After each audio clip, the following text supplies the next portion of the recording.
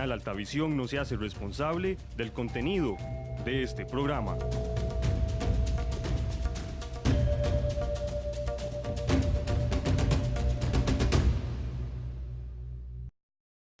Gracias por sintonizar nuestro programa Hablemos, un espacio en el que analizamos temas del acontecer político, económico y cultural de nuestra región.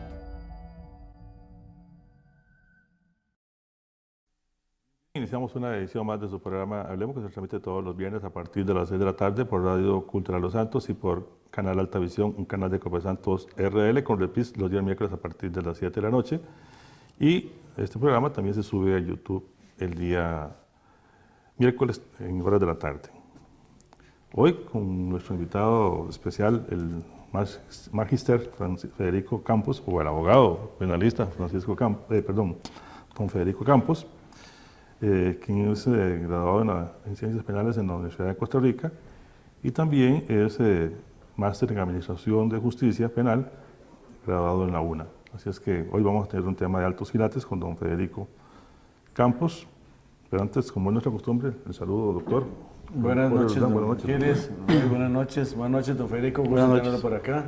Buenas noches, amigos televidentes y radioescuchas. Licenciado Rubén Naranjo Abarca, buenas noches. Buenas noches, don José, buenas noches, doctor, y por supuesto a don Federico, muchas gracias por acompañarnos nuevamente. Buenas noches, don Federico. Ya nosotros habíamos dicho que don Federico nos iba a estar acompañando de vez en cuando en el programa Hablemos como uno de nuestros contertulios en materia penal, a quien le agradecemos porque es un esfuerzo que él hace, al igual que hacen otros que vienen de San José del programa. Pero aquí nos estamos viendo, don Federico. Sí, encantado de venir por acá. Y más que vengo en moto, entonces. Disfrutando. Ando paseando. Bien, como es nuestra costumbre, vamos a hablar de salud con el doctor Jorge Valdamellado. Doctor. Bien, ya empezaron los católicos con sus viajes a la famosa romería. Entonces hoy vamos a darles unos cuantos consejos al respecto. El primer consejo, que es muy importante, es que no lleve niños. Los virus, las bacterias, cuando la gente estornuda, cuando la gente tose, eso no se va para el aire y se va flotando, no, eso se va para abajo.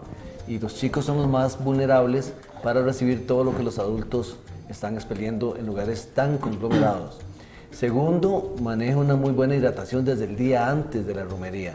Si usted tiene tratamientos para presión, para diabetes, tiene que utilizar los medicamentos con las mismas dosis que siempre lo hace, pero tiene que mejorar la alimentación durante ese día. No es comer cosas con azúcar al diabético, eso no es la idea, pero si va a haber un franco aumento del gasto calórico, entonces sí hay que compensarlo comiendo un poco más. La ropa liviana, ojalá no sean jeans, sino que sean pantalones térmicos de otro tipo de material más liviano, lo mismo las tenis. Llevar básicamente lo mínimo que se pueda llevar en la mochila, de tal forma que la mochila no se convierta en un problema. Y no es necesario tampoco, no tiene sentido, llevar a adultos mayores que ya estén muy delicados de salud. Pues la idea es que lo hagan 1 kilómetro, 2 kilómetros antes de llegar a la romería, a la iglesia, suficiente, pero no exponerlos a largas caminatas. La gente vaya preparada a la romería y no tengamos contingencias de ese tipo. Y es que sobre todo el tema de los chicos es muy importante. O sea, estamos hablando de que en esta época tenemos, y pocas veces se ha visto tantas cosas juntas a la vez: Coxsackie virus, rinovirus, adenovirus, influenza, tenemos moraxela, tenemos el respiratorio sincitial. Al menos hay 6 diferentes tipos de gérmenes que andan en las personas, y muchas de esas personas, aún teniéndolos y sabiendo lo que pueden contagiar a otros, van a ir a la romería. Así es. Será doctor, licenciado Rubén Naranjo Abarca, con la nota de la semana. Don Rubén. Gracias, don José. Esta semana pues hay un tema que ha estado en boca de todos y es el IVA, pero específicamente en combustibles. Las personas pues ya se están manifestando y están consultando, pues mencionar que en este tema hay un transitorio en la ley que indica que hasta que ARECEP no defina cuáles son los mecanismos para el cobro del IVA específicamente en los combustibles, porque actualmente el transporte de este tipo de productos sí está gravado con el IVA, y los expendedores de combustible, pues deben también acogerse a la regla, a la ley. Pero el líquido como tal, el combustible, gasolina, diésel, todavía no tienen el IVA. Hay un medio de prensa hizo una nota que decía el IVA afecta el precio de los combustibles. Bueno, efectivamente, porque el transporte está siendo grabado. Igual el expendio tiene que ser grabado, pero el combustible como tal aún no, hasta que ARECEP defina cuál es el mecanismo. Es que hay muchas noticias falsas al respecto, no solo con el tema del IVA, sino con otros temas más, ¿verdad? No, pero es parte de lo que se esperaba. Así es. Pues nosotros sí lo habíamos hablado. Yo creo que si no fue en el programa, fue fuera de cámaras, pero sí hablamos de que la gasolina iba a subir. No por un IVA directo al líquido, como lo estás diciendo vos, sino por el tema del transporte y la distribución. Eso le va a generar al gobierno, que es lo que todo lo vemos malo, pero bueno, si el gobierno maneja esos recursos de forma apropiada, va a mejorar la economía, porque eso le va a generar al gobierno 150.000 millones de colones al año, en lo que genera de esos 8 colones, que en teoría podrían ser el monto, ¿verdad? Así es, doctor. Bueno, gracias, Rey. Mucho gusto.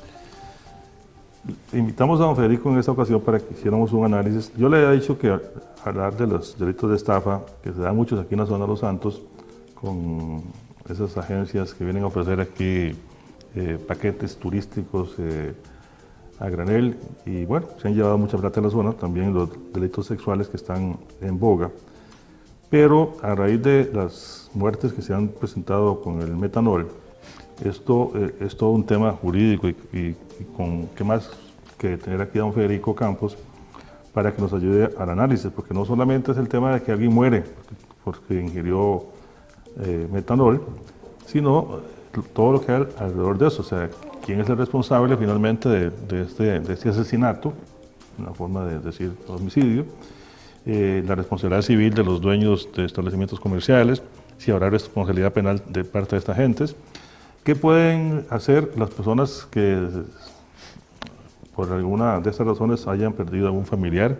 Si tienen derecho a una indemnización y quién la tendría que dar. Y esos temas, pues desde luego que lo ideal y apropiado es tratarlos con un especialista, en este caso con don Federico Campos, que es especialista en derecho penal. Y así es que vamos a ir por orden, don Federico. Sería interesante que veamos el tema del metanol, porque ha generado muchas reacciones. Es un tema que aparentemente estaba, no se había visualizado en los años anteriores, pero también estaba presente, porque lo que dicen es que este año está incrementando la muerte con relación al año pasado y al año antepasado. Entonces sí, es un asunto que ya venía de tiempos atrás. Es que buenas noches nuevamente, don Federico, y ahí tenemos los temas. Bueno, muchas gracias y muy complacido de estar aquí con ustedes en este programa, en esta bella zona del país, ¿verdad? Que me encanta visitar. Efectivamente, bueno, ahí también el doctor nos puede hacer sus aportes en el sentido del metanol, qué reacciones provoca en la gente, pero las cifras que escuché el día de hoy es que por estos productos que ya se ha dado la orden de que salgan del mercado, hay 20 personas fallecidas que ya se contabilizan y además cerca de 45 personas que están enfermas y que podrían, según escuché, quedar ciegas, porque es uno de los efectos que médicamente tengo entendido que produce. El tema siempre ha sido de interés del derecho penal.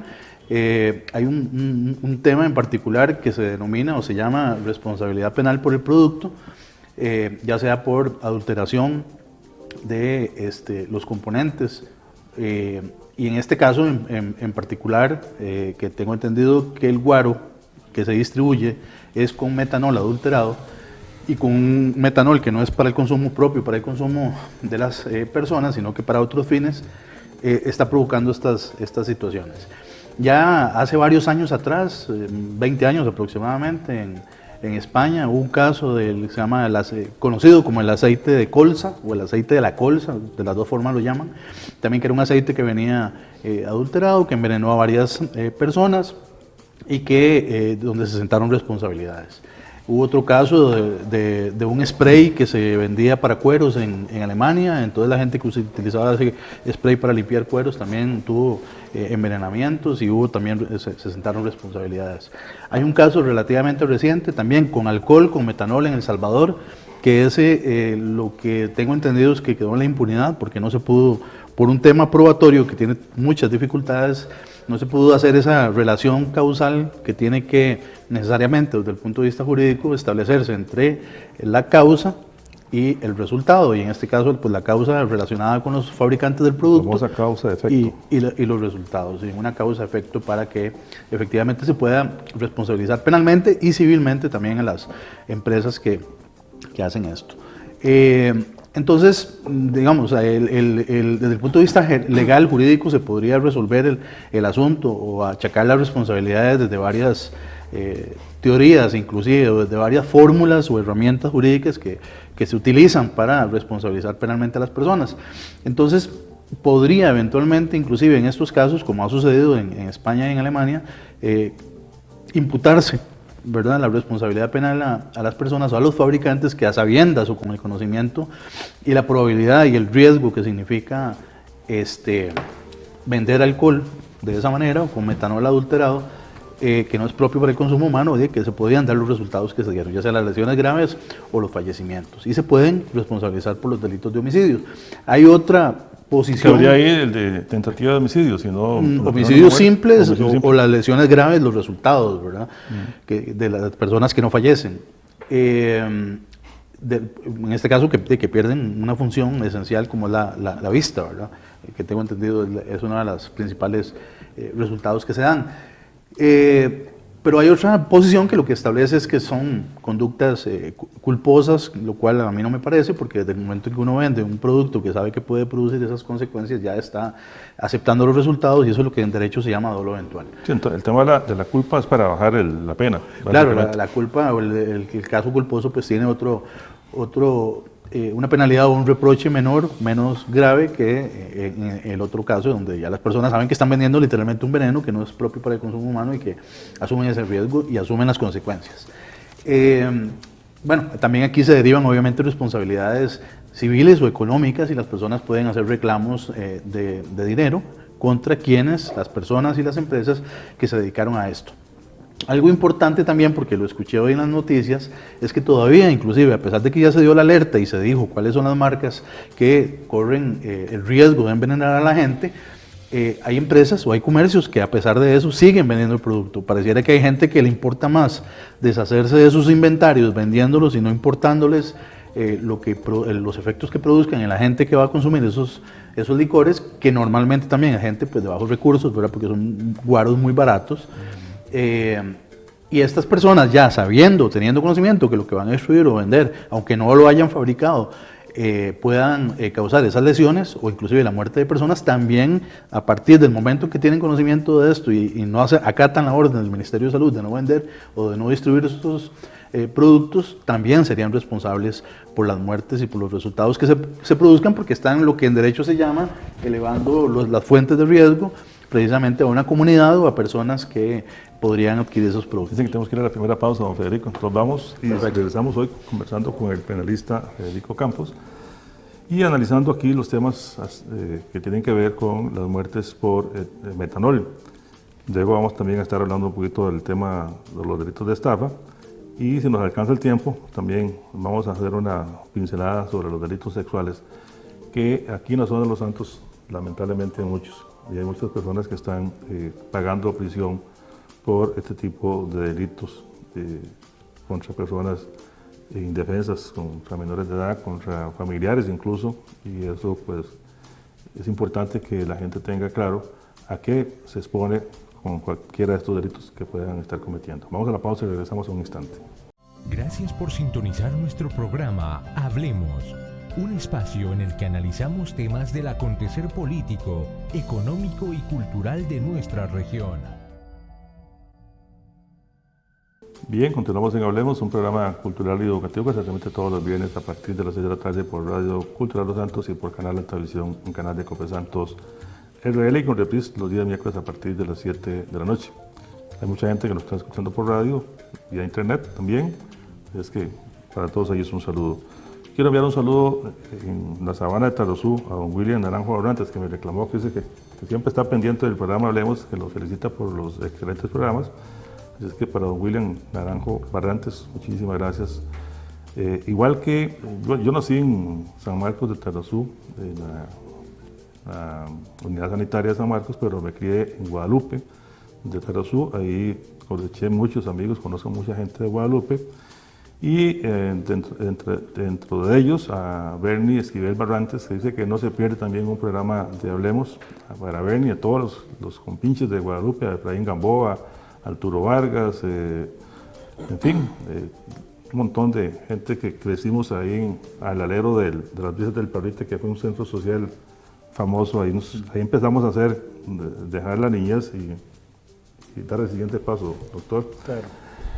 Y dice don Fernando Zamora que un saludo para don Federico, el secretario del Partido de Liberación Nacional. Ah, claro, gran amigo. Dice que es muy buen amigo. amigo, sí. Y colega, admirado colega también. Exactamente, aquí ha estado ya también con nosotros en varios programas. Así es que ahí le dejo el saludo. ¿Hay un comentario, doctor? Vamos a ver, este comentario sí tiene cierta razón, vamos a aclararlo. Dice, hay un aspecto técnico del metanol que se ha manejado mal. No se trata de una sustancia que se agrega al etanol, en realidad es un componente de fermento que no se logra aislar por procesos de destilación empíricos. No, sí suele suceder que por una mala destilación del etanol queden trazas de metanol y eso hace que sea un etanol cuya pureza no es la adecuada para el organismo. Pero ahora aquí sí se habla de adulteración y no ha sido porque se equivocan. Es que el metanol vale 1/3 de lo que vale el etanol. Entonces diluir el etanol con metanol es el negocio para estos delincuentes. Si hay una adulteración, la cantidad de etanol que se ha determinado en algunas botellas son dosis mucho mayores a lo que una pésima destilación podría llevar a la botella. Dice también, nos dice el don Gustavo, cuando la destilación es técnica existe una columna por aparte para extraer el metanol. Totalmente de acuerdo, incluso lo que hablábamos en algún momento, los barriles de whisky dentro de su destilación tienen carbón activado para absorber el metanol. Todo eso sí, entre mejor destilado sea el licor, menos cantidad de metanol va a tener o va a tener incluso indetectable. Pero aquí sí ha habido mano criminal en el tema de diluir el guaro que están vendiendo con metanol. Dice, a eso se deben los problemas de salud que se tiene cuando se consume el guaro contrabando. Lo hablamos la semana pasada. El guaro contrabando es un guaro mal destilado, va a tener trazas de metanol, pero no es tóxico. O sea, nadie se muere tomando guaro contrabando, no sé que esté demasiado mal destilado y que sea una cantidad muy alta de licor que toma. Pero esa sí es la razón por la cual el paciente que se emborracha con guaro contrabando, dicen con el vino Coyol que es una borrachera que les dura 3 días. No, es que lo que dura 3 días es la intoxicación por las trazas de etanol, que no es una intoxicación letal ni tampoco deja secuelas serias en el organismo, pero sí produce un dolor de cabeza bastante importante. Muchas gracias a Gustavo Elizondo, allá en Santa María Otra, por sus comentarios acerca de este tema. ¿Usted tiene alguna pregunta, doctor Llanes, para don Federico? Sí, en el tema este del metanol, las personas, hasta ahora el gobierno ya dice que el negocio en donde encuentren las botellas de las 7 marcas, me parece que son de cualquiera de las 7 marcas, le quitan el permiso de funcionamiento. Me parece una medida muy tardía porque ya se habían muerto. Pero eso es una medida administrativa nada más, pero sí. La acción penal, ¿quién la tiene que seguir? Sí, doctor. Sí, la pregunta es, ¿qué pasa con esas personas que ya sabiéndolo lo siguen vendiendo? No saben cuál botella puede estar contaminada, cuál no, pero lo siguen vendiendo. Cualquiera de estas 7 marcas. Si se logra demostrar que alguien que compró en ese lugar fallece, ¿eso es un delito? Sí, ¿Es claro. un homicidio simple? Sí, podría ser un delito de homicidio, claro que sí, o lesiones graves y lo que se producen no es la muerte de las personas. Es lo que decía antes, ¿verdad? Quienes ya sabiendo, teniendo conocimiento que esos botellas, estos productos, ¿verdad? Y por razón de deshacerse del inventario, no les importa venderlo con tal de no perder el dinero, la inversión que hicieron, que a quien realmente tienen que reclamarle que les restablezca o les devuelva el dinero devolviendo los productos es directamente a quien se los vendió y no vendiéndolo al consumidor. Evidentemente están asumiendo ahí un riesgo altísimo, tan grave como quien lo fabricó y lo distribuyó a sabiendas de que iba adulterado, ¿verdad? Ya ahí la persona se convierte exactamente en el mismo posible delincuente, ¿verdad? Como lo es el que lo fabricó, el vendedor. Entonces yo creo que aquí también en la zona y en todo el país la gente tiene que pues tener mucho cuidado y ojalá no compre esos productos, ¿verdad? Que realmente los llevarían a un riesgo Y civilmente, don Federico, de morir. Y civilmente, claro, que también esta persona- los resultados que se den van a generar responsabilidad civil o económica en quienes, no solo el fabricante y el que lo distribuye, que tenga conocimiento de esa situación, sino con mucho más razón también el vendedor que ya sabía del envenenamiento que podría causar o de la afectación a la salud que podría causar con esos productos. Entonces se le puede hacer un reclamo económico, ¿verdad? Por daño material y daño moral también en la Y tal eventual- vez también para que la gente sepa las penas, porque si hay, son altas. Perdón, si estamos hablando de un homicidio simple, la pena va de 12 a 18 años, ¿verdad? Correcto. De un homicidio calificado de 20 a 34 años. Y si hablamos de un homicidio culposo, que es lo que usted tenía como cierta duda. Sí, que hay alguna posición, alguna gente que considera que es una falta al deber de cuidado vender estos productos, pero a mí me parece que no, ¿verdad? De 6 a 8 años. No es que tiene una pena mucho más leve, no es una falta al deber de cuidado, porque no es como que yo me brinqué un alto y cometí ese error, es que ya sé que estoy vendiendo un veneno que puede causar esos resultados. Ahora, y la eventual acción civil, ¿hasta qué montos podría eventualmente alguien interponerla? Sí, bueno, a ver, no hay reglas fijas, pero normalmente, digamos, por la experiencia y la práctica que uno tiene de los procesos penales, es como una indemnización que se da por una muerte de alguien que mate a otro disparándole con un arma de fuego, ¿verdad? Y dependerá también la indemnización de la edad de la persona, porque no es lo mismo tal vez, y lo digo con total respeto para los adultos mayores, pero que su expectativa de vida por la alta edad no era tan larga como la de un menor de 20 años, por ejemplo, donde podía tener expectativas de estudio, de trabajo, de ser papá, de ser nieto, etcétera, etcétera, que no se compara con una persona que pueda fallecer en cualquier circunstancia, teniendo 90 años de edad, ¿verdad? Que claro, es una vida humana que también deberá ser indemnizada. Entonces, ahí hay variables, ¿verdad?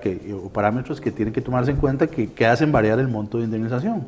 Pero normalmente, en hechos como estos, y lo digo por pura experiencia, son montos que oscilan entre los 20, 30, 40 millones, ¿verdad? Dependiendo también la proyección académica, profesional que tiene una persona. Nada más, yo no puedo afirmarlo porque yo no consumo este tipo de licor. Consumimos otro diferente. ¿eh? Solo refinado. Solo refinado. Pero, sin ser mojigato.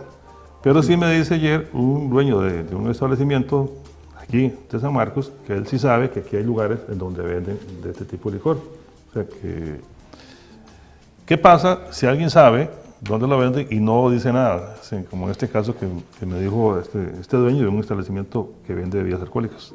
Sí, bueno, yo creo que como todos los ciudadanos, cuando nos enteramos de la existencia de un posible delito, tenemos el deber de denunciarlo, ¿verdad? Y yo creo que aquí es importante que la gente, la comunidad, ¿verdad?, piense en la consecuencia tan dañina que se le puede causar a la población, a un vecino, a un hijo, a un pariente, a cualquiera, y debería de plantear la denuncia contra una persona que realmente está vendiendo estos productos. Penalmente, digamos, no hay como una consecuencia legal a quien, sabiendo, pues decide no denunciar, pero casi que yo diría que es un deber moral, ¿verdad?, de una persona para que pueda hacerlo, y si no lo hace, pues es realmente algo penoso. Doctor, bueno, el gobierno puede, por ejemplo, decir, no vamos a permitir más entrada de ese tipo de guaro en las fronteras, como por ejemplo se hizo con el aguacate, por decir algo, que en este caso es un tema de salud pública peor, porque cada paciente que está en cuidados intensivos le cuesta al país lo que cuestan 10, 15 partos, para que se y son pacientes, la mayoría indigentes, que van a salir con neurológicas u oftalmológicas. Si es que logran sobrevivir. Si es que logran sobrevivir, que no pueden valerse por sí solos, y ahora menos en indigencia. Entonces es un tema de salud pública y que también son recursos del Estado. Pero puede el gobierno decir, no vamos a permitir más guaros de otras marcas y fortalecer el monopolio de Cacique. Muy interesante, ¿verdad? Porque al gobierno le interesa más bien, ¿verdad? Que se fortalezca el monopolio de Cacique, por ser estatal. Aquí lo que tengo entendido es que ya se cancelaron los permisos de fabricación de estos productos, eso lo supe hoy. Lo que sí es que también, y es un tema creo que se puede en la mesa de la discusión en algún momento, sería muy interesante, si el Ministerio de Salud falló en los controles de estas empresas que producían estos productos, porque tengo entendido que todos son costarricenses o también hay extranjeros. Fíjate que no, más bien vienen de Centroamérica. Ah, bueno, ok. Y el tema es que meterlos al país embotellados tiene un costo mayor. Claro. Entonces lo que lo traen es en barriles. Lo envasan acá. Y lo los envasan envasan acá. acá, ok. Entonces la cadena en la cual pueden haber X o Y cantidad de involucrados en la Correcto. alteración Es mayor. mayor. Sí, pero entonces a lo que voy es en los controles del Estado, que en teoría deberían de aplicarse en las fronteras, ¿verdad? Y no se aplicaron. Yo creo que eso eventualmente le podría dar responsabilidad también al Estado para estas personas que luego queden discapacitadas por las lesiones graves, los que queden vivos, ¿verdad? Esa es la responsabilidad del artículo 192 de la Ley de Administración Pública. Correcto, General de exactamente, Administración Pública. donde el Estado pues, tiene que hacerse responsable, también solidario por sus omisiones, ¿verdad? Por los errores de control en los que incurrió y eventualmente que el Estado tenga que indemnizar a estas personas también por esas omisiones. Ya se habla de traer una sustancia que es el antídoto, el verdadero antídoto para el metanol. Lo que pasa es que la dosis que requiere un paciente anda alrededor de 700 euros cada una de las dosis, versus el etanol puro, que es lo que se utiliza actualmente con los pacientes, ¿verdad? Okay. Pues hoy, Bueno, se ha mencionado marcas específicas, 7 por ahí, ¿verdad? Que mencionaba el doctor. Pero ¿qué pasa si una marca de licor X, un whisky X, es adulterado en este caso, ¿verdad? O sea, si es mezclado con esto, que también pasa. O sea, hay personas que se piden un trago en un bar o un restaurante y dicen, qué raro, yo siento que no me sabe, o sea, no me sabe a lo que estoy pagando. Entonces, eso también es otro. sí, claro, desde el punto de vista penal, don Federico tiene razón, don Roy, porque aquí siempre, ciertamente dicen, mira, aquí llega un X tipo de licor de Panamá que es adulterado, que en ciertos establecimientos comerciales aquí venden X tipo de licor adulterado, que a mucha gente le ha causado algún efecto negativo. ¿Qué tipo de responsabilidad existe ahí para estos dueños de establecimientos que también están vendiendo licor adulterado, Claro, o sirviendo licor adulterado? Sí, claro, no, es similar, ¿verdad? Y tienen que asumir las consecuencias, similar a lo de este guaro del que estamos hablando. Es similar en el sentido de las consecuencias que le van a producir a la salud de las personas si fuera que ese es el caso. Ya habrá quienes se sientan estafados, ¿verdad? No les pasó absolutamente nada, se sienten estafados. Lo que pasa es que el monto de la estafa por un trago que le venden a uno adulterado es tan mínimo, ¿verdad? Que son estafas que realmente no son de conocimiento de los tribunales, porque son lo que en derecho se llaman bagatelas, ¿verdad? Si aquí todo llegara a los tribunales a conocerse de todas las estafas, engaños, etcétera, que pudieran eventualmente ser de análisis jurídico, pues llegaran, si ahorita estamos el Poder Judicial con una mora judicial y una cantidad de procesos, usando una palabra, no sé, muy Cartaga, no sé si es de aquí también de la zona, pero atiborrados de trabajo, ¿verdad? Imagínense ustedes si todos esos casos se conocieran, pero son, digamos que mini estafas que no son realmente de conocimiento público. Dicen que tengo que ir a la segunda pausa, se está yendo rapidísimo el tiempo. Hoy conversando con el penalista Federico Campos haciendo un análisis acerca de los asesinatos o los homicidios que han habido con el tema del metanol. Vamos a la pausa y regresamos en un instante. De esas sierras de Tarrazú, y quiero invitarlos sinceramente para que no perdamos el programa todos los viernes, al programa Hablemos en Alta Visión. Creo que vamos a disfrutar y aprender mucho.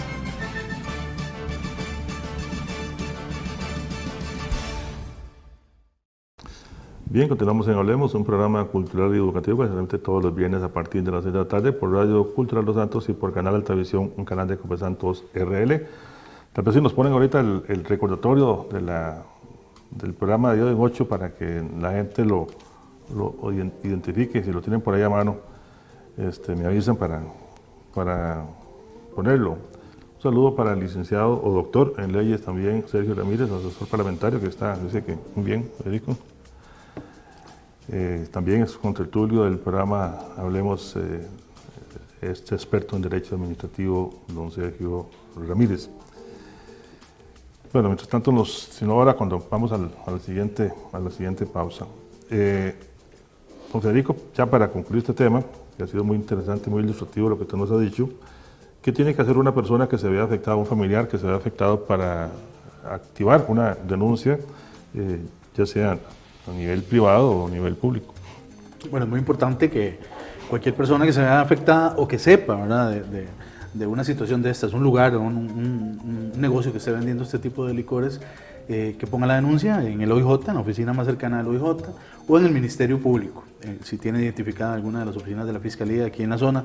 Pero yo creo que el OIJ es quien más rápidamente la gente identifica o sabe dónde están las oficinas y que vayan y pongan ahí la denuncia. O también hay una opción, que creo que el doctor nos recuerda el número porque a mí se me olvida, sí, donde las personas pueden, sin riesgo, por aquello que tuvieran temor, ¿verdad?, que puedan, interponiendo una denuncia, los puedan identificar, después puedan haber venganzas o reacciones de otra naturaleza similar, pueden, sin necesidad de identificarse, anónimamente, pues denunciar el hecho. Claro, el número es 808.000 OIJ. 808.000 OIJ. Bien. Ahí queda la gente informada acerca de estos lamentables acontecimientos que se están dando con haber ingerido metanol, de la forma en que se ha hecho y ya se ha denunciado. Y las consecuencias penales y civiles que puede tener la persona que está en esta actividad. Y si alguien perdió algún familiar, pues también la forma de resarcir en parte civil, desde el punto de vista civil, cualquier daño que se le haya causado a estas familias por la pérdida de algún familiar. Son muchos, son más de 20 este año, y eso quiere decir que es casi una pandemia. Bien, decíamos que también hay aquí una serie de delitos en la zona de Los Santos, estafas. Vienen agentes de fuera de la zona, estafas vía telefónica, le sacan plata a la gente por medio de internet en las cuentas bancarias. ¿Qué nos dice de estos tipos de delitos, Federico, y don Federico, disculpe, cómo poder prevenir el tipo penal de estafa? Bueno, yo creo que la estafa es quizás uno de los delitos que más recurrentemente suceden en cualquier población, en cualquier lugar, y no solo de Costa Rica, sino también del mundo. Y también a la misma vez es uno de los delitos menos denunciados, ¿verdad? Y es menos denunciados porque normalmente cuando hay un engaño y la persona se siente que la engañaron y le obtuvieron obtuvo un beneficio patrimonial en perjuicio de la persona engañada, le da vergüenza denunciar, ¿verdad? Porque normalmente son hechos que lo que hacen es, como decimos en la calle, ¿verdad?, vacilarlo. Se siente uno vacilado y lo que le da es pena, ¿verdad? Y más que pena, lo que le da es rabia, ¿verdad? Y por eso mucha gente no denuncia.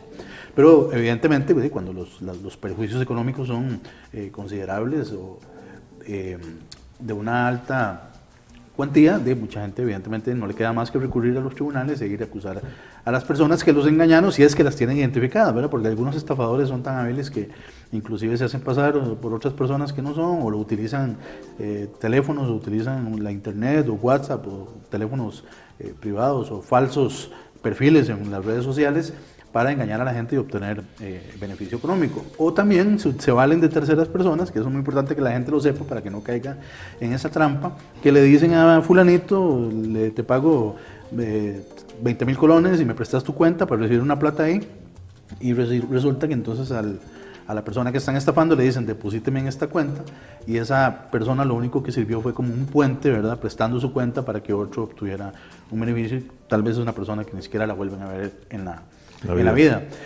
Hay 1000 formas de estafar, hay 1000 formas de engañar, y no hay como un patrón específico. Estas estafas que se hacen, estas agencias que se llaman, entre comillas, turísticas, que vienen y le dicen a la gente, mira, es que nosotros le vamos a dar asesoría para que usted viaje a nivel nacional o a nivel internacional, nosotros lo asesoramos, y la gente sale pensando que va a ir a un hotel de playa con todo pago.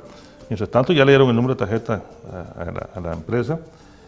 Por lo que usted decía, que son delitos a veces de $500,000 de pesos, 1.000.000 de colones. Eso se pueden acumular y llevar toda una causa conjunta, porque por un solo delito, la Fiscalía tampoco va a gastar mucho tiempo, ¿verdad? Sí, exactamente. Bueno, hay gente que se organiza, ¿verdad?, donde efectivamente a todos, ¿se acuerdan de esas personas? Tal vez la estafaron con 100.000, 150.000 colones, pero ya todos, o las 20 o 30 personas estafadas, suman una cantidad considerable de dinero, ¿verdad? Y esto es lo que se llama en derecho, y en derecho penal específicamente, estafa de consumo o estafa de consumidor, que está en la ley de protección al consumidor, ¿verdad? Y son pequeñas estafas que se dan con personas que ofrecen servicios o ofrecen ventas de productos o de planes, en estos casos de cruceros, de viajes al exterior, de ir a Disney, de hoteles, etcétera, donde al final de cuentas nada de eso lo cumplen, o la persona cuando llega a los hoteles resulta que lo que le habían ofrecido no era, sino era un paquete distinto, igual tiene que erogar dinero, etcétera, y eso le ha causado perjuicio a muchísima gente. Lo vimos también recientemente en algunos casos con gente que inclusive pagó tiquetes, pagó planes de viajes, por ejemplo, a mundiales, ¿verdad? Y la gente se quedó sin siquiera poderse subir en el avión. Bueno, todas estas formas de estafa son estafas de consumidor, y el consumidor que confía en una empresa que le ofrece y que se anuncia y que le ofrece un producto, un servicio o un plan, en estos casos, pues puede perfectamente denunciarlo penalmente, y ahí están las sanciones para estas personas. Pero también otro montón de tipos de estafas, ¿verdad? Ya más graves, más sofisticadas, que hemos estado escuchando en los últimos meses, relacionados, por ejemplo, y lo digo yo porque yo soy uno de los denunciantes en representación de varios clientes, por ejemplo, en el caso Aldesa, donde nosotros que estamos denunciando estamos convencidos, bueno, digo nosotros, yo, mis clientes y yo, estamos convencidos que Aldesa captaba dinero de las gentes a sabiendas de que desde hace 3 años aproximadamente venía con problemas financieros, y que esos dineros pues, la gente no los iba a recuperar, y que tampoco iban a ir a las inversiones que estaban prometiendo. Pero bueno, son hipótesis que ahorita están denunciadas en el Ministerio Público y que están en investigación. Pero bueno, ahí sí ya estamos hablando de miles de dólares, ¿verdad? Hay personas que invirtieron millones de dólares también, ¿verdad? Tengo una cliente que invirtió 4 millones de dólares, son cantidades exorbitantes, y que efectivamente pues muy fácil así no se pudieron haber perdido. Tienen que estar ahí los rastros de la forma en que se invirtieron, si fue que se invirtieron, lo que creemos que no se invirtieron, sino que son dineros que entraron y que se utilizaron para pagar intereses a otros inversores que habían entrado antes. Para vestir otro santo. Para vestir otro santo. Y eso me lleva a otro tipo digamos, de fraude que podría darse, y que la gente tiene que tener mucho cuidado, que es muy común, muy popular, y es lo que se llama la famosa nube, ¿verdad? Donde se hacen pirámides, esos son estafas piramidales, donde hay pirámides que la gente va entrando y conforme vayan metiéndose otros, van empujando a los que entraron primero, y los que van saliendo, van recogiendo lo que los de abajo van metiendo a la pirámide. Lo que pasa es que llega un momento que la pirámide se traba, la bicicleta se traba. Sí, no hay una pirámide que no termine en estafa, siempre va a haber gente que pierde, los que ganan son los primeros que entran. Es que le pregunto porque me enteré que aquí en esta zona van a venir con un nuevo esquema de estos de marketing que se llama iBoomerang, que está como levantando muy rápidamente en Estados Unidos a raíz de su lanzamiento, porque la persona que lo lanza es la tercera que lanza de este tipo de negocios, y los otros 2 han sido fantásticos. O sea, le ha generado mucho dinero a los primeros inversionistas, pero al final siempre va a haber gente que no logra reclutar más personas y van a perder. Claro, ahí digamos, estamos en una línea muy delgada entre lo que es una estafa y lo que no lo es, ¿verdad? Donde la persona no lo es, no es una estafa porque sabe el riesgo en el que se está metiendo y acepta las consecuencias del riesgo. El problema es meterse en estas pirámides o en estos esquemas engañado. Es ahí donde la persona puede resultar estafada, ¿verdad? Que la persona cree y está convencida que va a salir de la pirámide, le prometen que va a salir de la pirámide cuando lo metieron allí, y ahí resulta engañada. Pero cuando hay gente que, al igual que juega tiempos y juega chances, asume el riesgo de que lo que está invirtiendo lo puede perder y no ganar nada, pues en esos casos también pues no hay estafa. Entonces, pero sí es muy importante pues que la gente por lo menos sepa los riesgos, para que si decide meterse en esto, lo que vaya a perder, sepa que de antemano que lo puede perder, ¿verdad? Que después no diga, me vacilaron, me engañaron o me embarqué, sino que la persona sepa, ¿verdad? Tal vez para que nos aclare, nos haga el favor de aclarar un poquito más, no sucedería igual como por ejemplo el caso de Aldesa. Es un puesto de bolsa reconocido por muchos años, que no solo maneja fondos de inversión propios, sino que también hace negociaciones bursátiles con bonos de estabilización monetaria, etcétera. No sería la misma figura aquí, que la persona como que sabe a lo que va, ¿o no? Sí, lo que pasa es que aquí, y bueno, voy a ir apuntando más o menos unos lineamientos de la hipótesis, ¿verdad? Como para que no se diga después que estamos afirmando nada y difamando a la empresa, sino de la hipótesis que está planteada, denunciada en el Ministerio Público y que se tiene que investigar. Los negocios bursátiles que están bajo supervisión del Estado, en este caso su GEF, su GEVAL específicamente, eso no hay ningún problema ni tuvieron ningún problema. El tema de Aldesa es que hubo inversiones privadas, hubo gente que, así lo denuncian algunos, creyeron que estaban invirtiendo en bolsa y le desviaron las inversiones a estas inversiones privadas que eran proyectos inmobiliarios, y otra gente que sí sabía desde el principio que estaba invirtiendo en los proyectos inmobiliarios, pero que confiando precisamente en esa marca, confiando en el prestigio de una empresa como Aldesa, que para todo el mundo era tal vez la empresa financiera más exitosa en los últimos años en el país, y más sólida, con un posicionamiento financiero exitosísimo, ¿verdad? Si yo capto recursos para comprar facturas, factoreo, y después no reintegro el dinero, ¿hay delito o no hay delito? Sí, por supuesto que sí. Es que ahí es ahí donde están las estafas y los engaños, porque la gente espera y le prometen un retorno que la gente confía que efectivamente lo va a recibir. Y en estos casos, estas inversiones privadas se pagaban intereses altísimos, muy por encima de cualquier empresa que en el mercado financiero lo pudiera ofrecer y pagar, y por eso es que todo el mundo estaba invirtiendo en Aldesa. Pero estos proyectos inmobiliarios, como los proyectos inmobiliarios de todo el país, donde en esta época y desde varios años para acá el tema de vender casas y desarrollar proyectos no es nada fácil, ¿verdad? Pues ya venían sufriendo problemas de entrabamiento. Aún así le seguían diciendo a la gente, venga, captando recursos de la gente, nosotros vamos a invertir en esto y le vamos a pagar un interés altísimo, ¿no? Y los proyectos inmobiliarios estaban parados, ¿no? Ahora, en el caso, por ejemplo, de las asociaciones solidaristas, ¿hay responsabilidad por parte de la junta directiva de la asociación solidarista? Hablo de los empleados, de los afectados directamente, ¿verdad? O esa responsabilidad se transmite directamente al puesto bolsa. Bueno, Aldesa específicamente, Aldesa, no al puesto bolsa, sí, sino Aldesa. Aldesa. Las asociaciones solidaristas igual invirtieron en estos proyectos privados, pero si los miembros de la junta directiva pues también fueron engañados o creyeron, confiando en que Aldesa iba a pagar lo que estaba prometiendo pagar y que todo era un éxito, como lo estaban vendiendo a la luz de mucha gente. Y hago un paréntesis aquí, un cliente mío, se pensionó como médico, recibió una muy jugosa pensión de la Caja Costarricense de Seguro Social, invirtió en estos proyectos privados un mes antes, 22 días antes de que ellos anunciaran que se estaba cerrando por estos problemas, y ni siquiera recibió el primer pago de intereses de la inversión que estaba haciendo. Y estos problemas vienen desde mucho atrás. El engaño está en no decirle a la gente lo que va a pasar y seguían captando los recursos de muchísimas. Vamos a la última pausa, me dicen, ya se nos fueron 3/4 partes del programa. Regresamos hoy conversando con el penalista Federico Campos.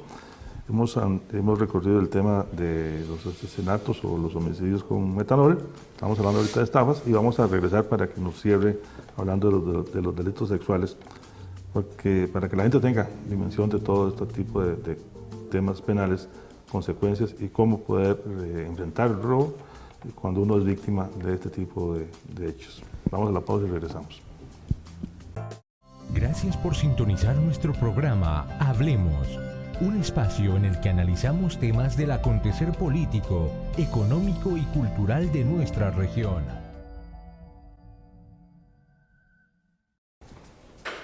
Bien, seguimos en Hablemos, un programa cultural y educativo que se transmite todos los viernes a partir de las 6 de la tarde por Radio Cultural Los Santos y por Canal de Televisión, Canal de Copa Santos RL, con reprise los días miércoles a partir de las 6 de la tarde. Y si usted no pudo ver este programa, también lo puede buscar en YouTube a partir del próximo miércoles. Ahí están todos los programas de Hablemos que hemos elaborado con mucho gusto para todos quienes nos siguen por Altavisión y también por la Radio Cultural Los Santos. Conversando con el penalista Federico Campos acerca de ciertos delitos que se dan en la sociedad costarricense. Estábamos hablando del delito de estafa.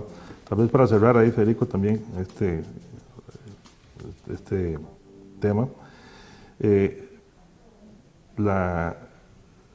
La estafa igual puede ser denunciada directamente ante la Fiscalía o también puede ser denunciada por un abogado privado, ¿verdad? Sí, claro, yo diría que en el caso de la estafa, como es un delito más complejo, más delicado, más técnico, ¿verdad? Si la gente pudiera asesorarse por un abogado, pues sería, me parece a mí, lo más conveniente, ¿verdad? Sin embargo, igual, porque generalmente en la estafa ya hay una cuantificación del daño, ¿verdad? Sí, no solo eso, sino que la forma en que el engaño se produce, ¿verdad? Que el tema del engaño, del ardid, es muy importante y muy delicado también. Y si la persona no lo sabe explicar cuando va al OIJ o va a la Fiscalía, lo que puede hacer es que a la vuelta de la esquina le archiven el expediente, ¿verdad? Y al igual que pues, los médicos, ¿verdad? No es lo mismo tal vez consultar en una farmacia, ¿verdad? Donde le pueden ahí dar la pastillita y con la pastillita yo me curo, que si ya es algo más complejo, más técnico, donde definitivamente hay que consultar a un médico, ¿verdad?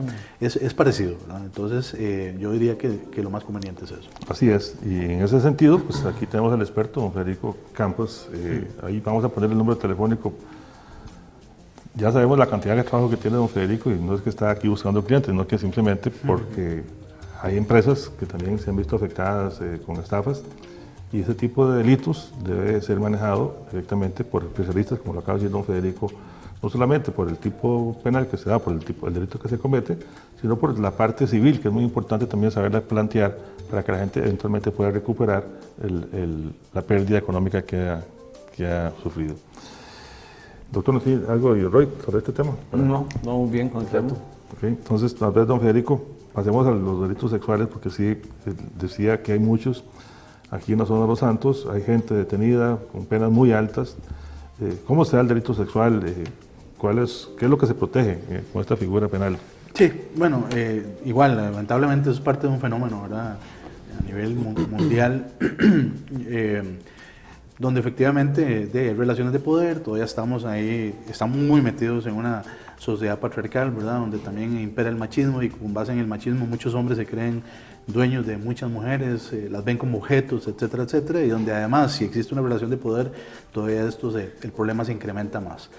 Lo importante aquí es que la gente entienda lo siguiente: el bien jurídico, así llamamos nosotros los abogados al valor que se protege con los delitos, en este caso delitos sexuales, es el tema de la libertad sexual. Es decir, las personas, las mujeres, inclusive los varones, tienen el derecho de decir no cuando no quieren tener una relación sexual y no se pueden ver ni obligados ni intimidados a acceder a una relación sexual ni con el cura párroco, ni con el médico, ni con el profesor, ni con el papá, ni con un primo, ni con un tío.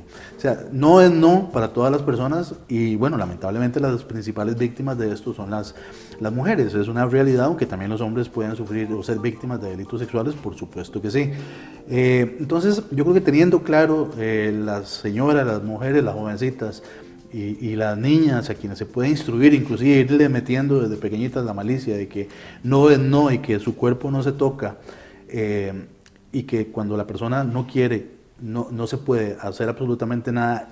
Y en esto también, pues desgraciadamente el abusador sexual se vale del engaño también, se vale de la intimidación, se vale de la posición de poder en la que está para cometer estos hechos, ¿verdad? Entonces, lamentablemente sucede, pero yo creo que, sinceramente, yo estoy convencido de que la gente, o los chiquillos, llenándoles no morbo, sino malicia, ¿verdad? Que es diferente, llenándoles de malicia su cabecita y desde pequeños enseñándoles a defenderse, a proteger su cuerpo y la importancia que tiene el no frente a estas situaciones, muchos delitos creo que se reducirían.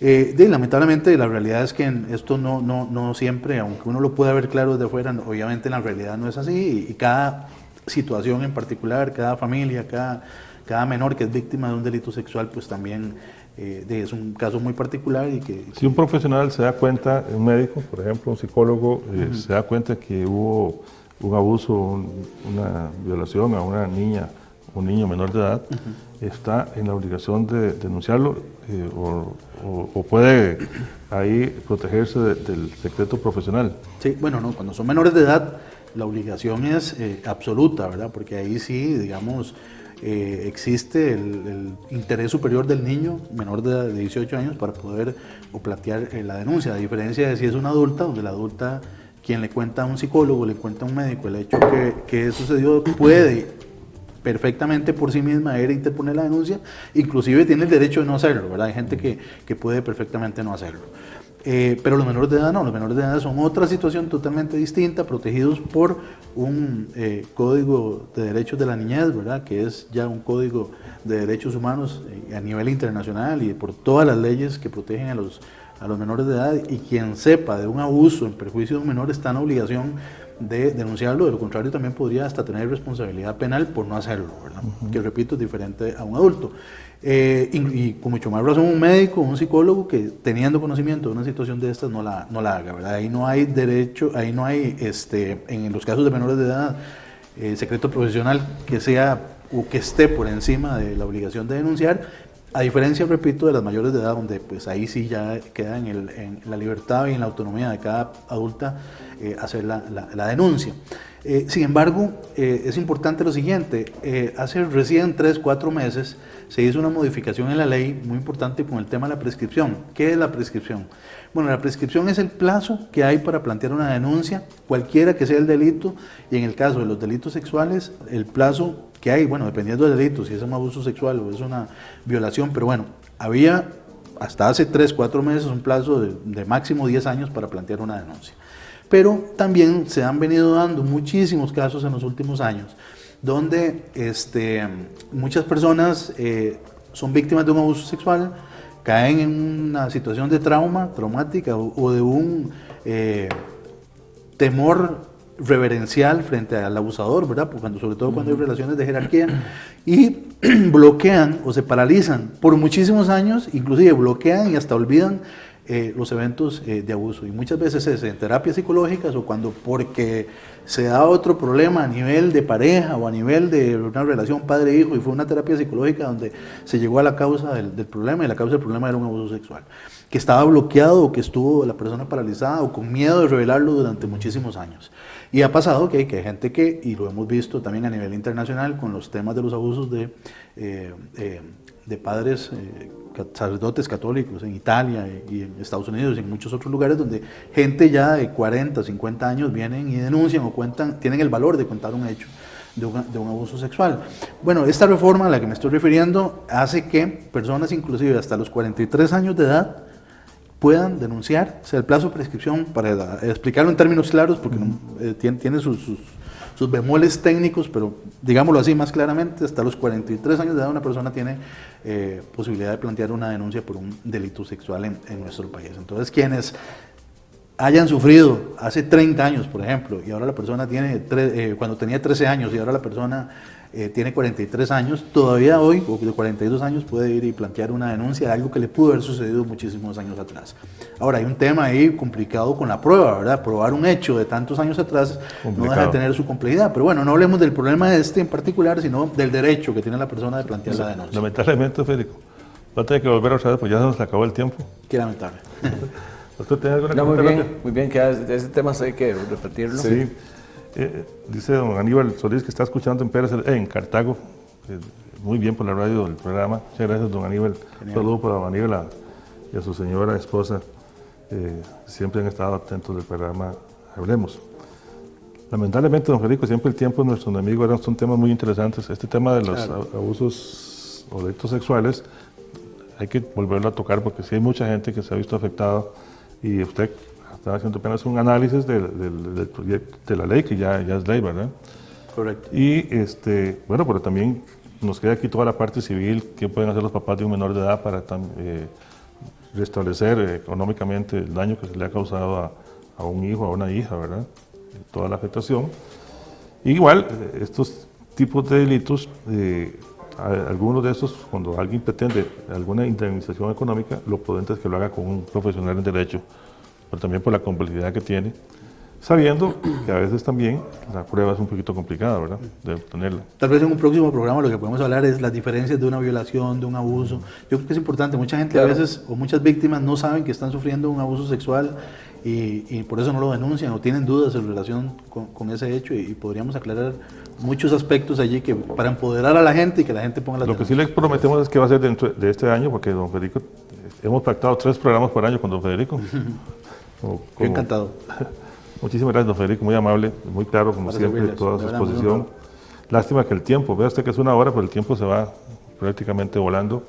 Recordarles que hoy en 8 tenemos un programa muy especial, en homenaje a don Luis Naranjo Vargas, quien fue compañero o estuvo aquí en el programa con nosotros participando en algunos programas, que falleció ya hace unos pocos días, y hemos decidido de hoy en 8 hacerle un programa especial de todo lo que nos contó acá en el programa Hablemos. Así es que muchas gracias a todos, doctor. Muy bien. Muchas gracias. ¿Estamos satisfechos, doctor, con los temas penales? Claro, buenísimo. Muchas gracias, don Federico. Para servirles. Bien, nos vemos y nos echamos de hoy en 8 en una edición más de su programa Hablemos. Buenas noches. Buenas noches. Buenas noches.